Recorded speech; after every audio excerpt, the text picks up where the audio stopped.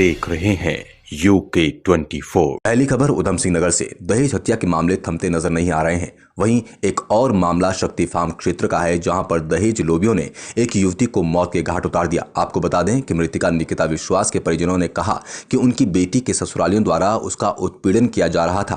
के पति ने खुद पुलिस में सरेंडर कर दिया है और बाकी बचे आरोपी मृतका की 2 साल की बेटी को भी लेकर फरार हैं, जिनकी तलाश जारी है।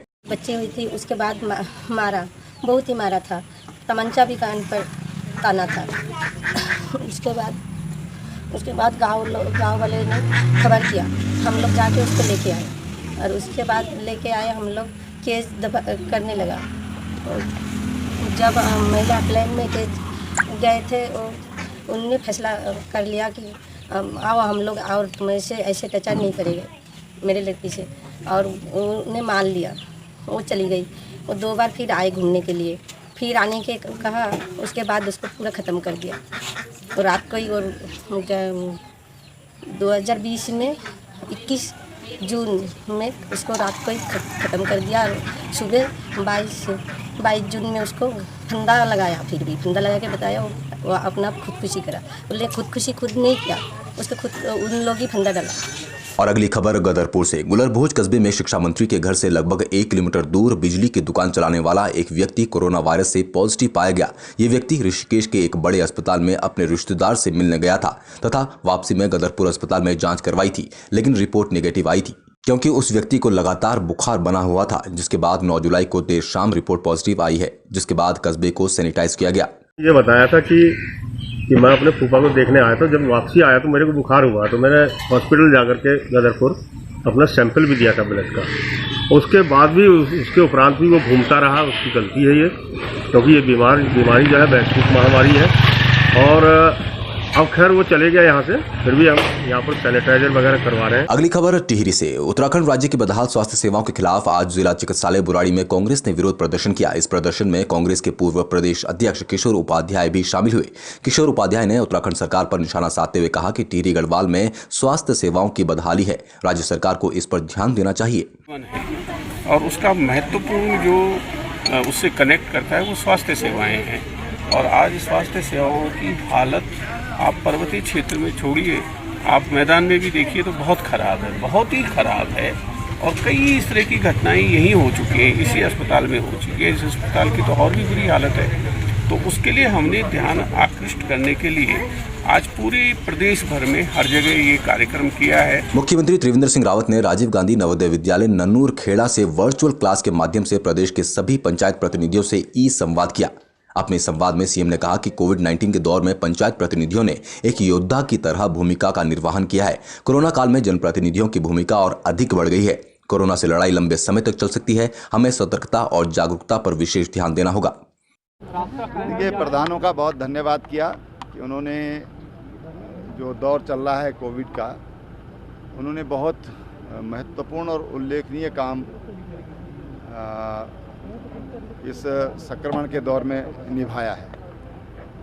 प्रधानों ने अपने शक्ति, अपनी बुद्धि, अपने विवेक के हिसाब से बहुत सराहनीय काम किया है और अभी भी वो कर रहे हैं। हमने सबसे यही कहा है कि ये लड़ाई लंबी लगती है और इसलिए हमको अपनी तैयारी लंबी लड़ाई के हिसाब से करना चाहिए। अपनी मनस्थिति लंबे लड़ाई की होनी चाहिए।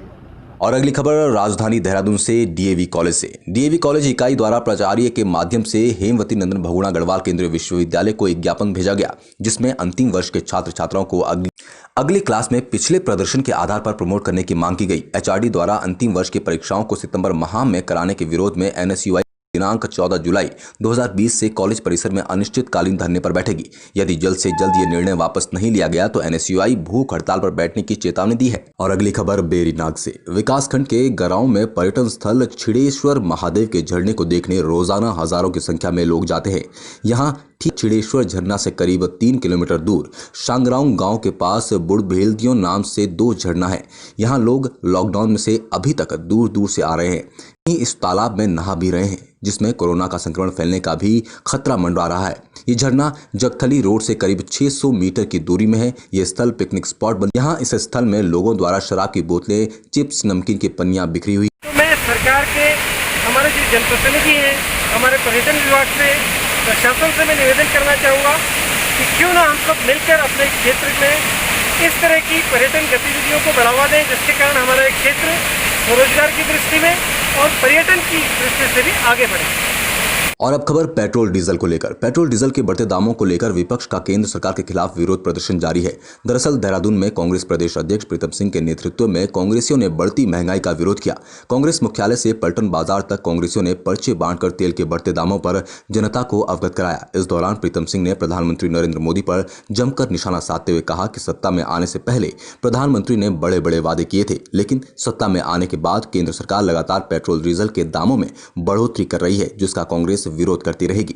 गैस के दाम आसमान छू रहे हैं, महंगाई अपने चरम पर है। इसके विरोध में कांग्रेस लगातार जो है सरकार के खिलाफ सड़कों पर उतर करके धरना प्रदर्शन करने का काम कर रहे हैं। हम सत्ता में बैठे हुए लोगों से कहना चाहते हैं कि 2014 से पहले जो आपने वादा देश के लोगों से किया था, उस वादे के अनुरूप आप आचरण करने का काम करें। लेकिन सत्ता में बैठे हुए लोग सत्ता में आते ही अपने वादों को भूल गए हैं और पेट्रोल डीजल के दाम आसमान छू रहे हैं। हालत ये हो गई है, स्थिति ये है कि देश की राजधानी में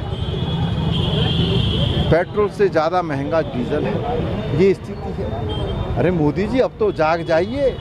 अब मैं भाजपा की उस नेत्री से भी कहना चाहता हूँ जो 2014 से पहले जब हमारी सरकार थी, प्रधानमंत्री को चूड़ियाँ भेंट करने की बात कह रही थी, मैं उनसे भी कहना चाहता हूँ अब तो जो है पेट्रोल डीजल के दाम सर से ऊपर निकल गए हैं। अब तो उनकी भी नींद टूट गई होगी, वो चूड़ियाँ मोदी जी को भेंट कर दें। और अब खबर कोरोना को लेकर। उत्तराखंड में कोरोना के मामले बढ़ते जा रहे हैं। रविवार को राज्य में 120 कोरोना के पॉजिटिव केस सामने आए हैं, जिस पर सीएम त्रिवेंद्र सिंह रावत का कहना है कि इस महामारी से बचने के लिए सावधानी और सतर्कता बेहद जरूरी है। अब क्या हालात बन जाएं कुछ कहा नहीं जा सकता, इसलिए सतर्कता और सावधानी ही हमें बचा सकती है। देखिए, हम शुरू से एक बात कह रहे हैं कि हमको बहुत खुश होने की ज़रूरत नहीं है कि हम टॉप 2 में हैं, टॉप 3 में हैं। कब क्या हालात बन जाए कुछ नहीं कहा जा सकता है, और इसलिए हमको लगातार सतर्क रहने की ज़रूरत है, सावधान रहने की ज़रूरत है। सावधानी और सतर्कता ही हमें इस महामारी से बचा सकती है। इसलिए हम हमेशा ये कहते हैं कि आप सावधान रहिए। आज के लिए बस इतना ही। खबरों से जुड़े रहने के लिए हमारे फेसबुक पेज को लाइक करें और यूट्यूब चैनल को सब्सक्राइब करें। धन्यवाद।